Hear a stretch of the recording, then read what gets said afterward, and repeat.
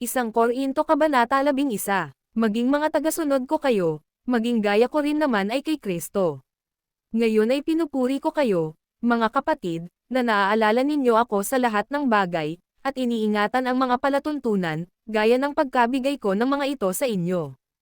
Ngunit nais kong malaman ninyo, na ang ulo ng bawat lalaki ay si Kristo, at ang ulo ng babae ay ang lalaki, at ang ulo ni Kristo ay ang Diyos. Ang bawat lalaking nananalangin o nanghuhula, na ang ulo niya ay natatakpan, ay niwawalang karangalan ang ulo niya. Ngunit ang bawat babaeng nananalangin o nanghuhula na ang ulo niya ay di natatakpan ay niwawalang karangalan ang ulo niya, pagkat iyon ay maging kagaya rin ng kung inaaitan siya. Pagkat kung hindi natatakpan ang isang babae, ay hayaan na rin siyang magpagupit, ngunit kung isa itong kahihiyan patungkol sa isang babae na magpagupit o magpaahit, ay hayaan siyang matakpan. Pagkat ang isang lalaki talaga ay hindi nararapat na magtakip ng ulo niya, yamang siya ang larawan at kaluwalhatian ng Diyos, ngunit ang babae ang kaluwalhatian ng lalaki. Pagkat ang lalaki ay hindi mula sa babae, kundi ang babae ay mula sa lalaki. Ni ang lalaki ay nilalang dahil sa babae, kundi ang babae ay dahil sa lalaki.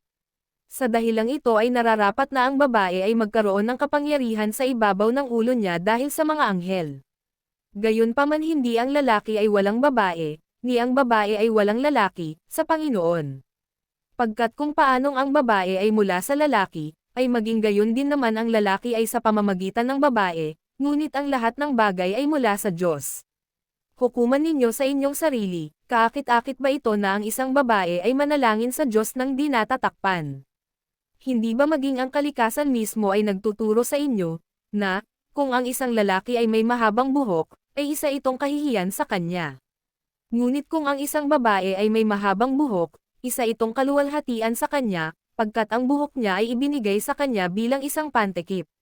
Ngunit kung ang sino mang tao ay waring mahilig makipagtalo, wala kaming ganoong kaugalian, ni ang mga simbahan ng Diyos.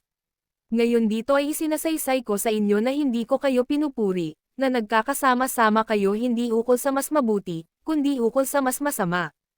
Pagkat una sa lahat, kapag nagkakasama-sama kayo sa simbahan, naririnig kong may mga pagkakahati-hati sa gitna ninyo, at bahagya akong nananalig dito. Pagkat dapat ring may mga hidwang paniniwala sa gitna ninyo, upang silang mga subok na ay malantad sa gitna ninyo. Kapag nagkakasama-sama kayo kung gayon patungo sa iisang dako, hindi ito upang kumain ng hapunan ng Panginoon. Pagkat sa pagkain ang bawat isa ay kumukuha ng sarili niyang hapunan ng una sa iba, at ang isa ay gutom, at ang iba ay lasing. Ano ba? Wala ba kayong mga bahay upang makainan at upang mainuman? O hinahamak ba ninyo ang simbahan ng Diyos, at hinihiya silang mga wala ng anuman? Ano ba ang sasabihin ko sa inyo? Pupurihin ko ba kayo rito? Hindi ko kayo pinupuri, pagkat tinanggap ko mula sa Panginoon kung alin rin naman ang ibinigay ko sa inyo, na ang Panginoong Hesus sa gabing iyon din na ipinagkanulo siya ay kumuha ng tinapay. At nang nakapagbigay pasalamat na siya, ay pinagputol-putol niya ito, at sinabi, "Kumuha, kumain, ito ang katawan ko, na pinagputol-putol dahil sa inyo, gawin ito sa pag-alaala sa akin."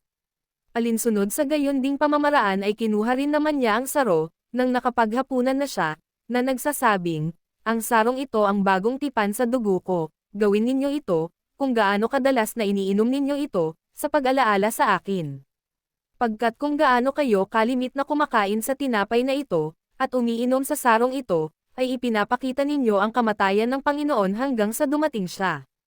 Kaya nga ang sino mang kakain ng tinapay na ito, at iinom sa sarong ito ng Panginoon, nang di nararapat, ay magiging may sala sa katawan at dugo ng Panginoon, ngunit hayaang suriin ng isang tao ang kanyang sarili, at sa gayon ay hayaan siyang kumain mula sa tinapay na iyon, at uminom mula sa sarong iyon, pagkat siya na kumakain at umiinom ng di nararapat, ay kumakain at umiinom ng pagkasumpa patungo sa kanyang sarili, na hindi nasisiyasat ang katawan ng Panginoon, sa dahilang ito ay marami ang mahihina at masasakitin sa gitna ninyo, at marami ang natutulog, pagkat kung huhukuman natin ang ating sarili, ay hindi na tayo mahuhukuman, ngunit kapag tayo ay hinuhukuman, ay pinapalo tayo ng Panginoon, nang hindi tayo mahatulang kasama ng sanlibutan. Kaya nga, mga kapatid, kapag nagkakasama-sama kayo upang kumain, maghintayan kayo sa isa't isa, at kung nagugutom ang sino mang tao, ay hayaang kumain siya sa tahanan, nang hindi kayo magkasama-sama sa kahatulan, at ang iba pa ay isa sa ayos ko kapag Pomeranian na ako.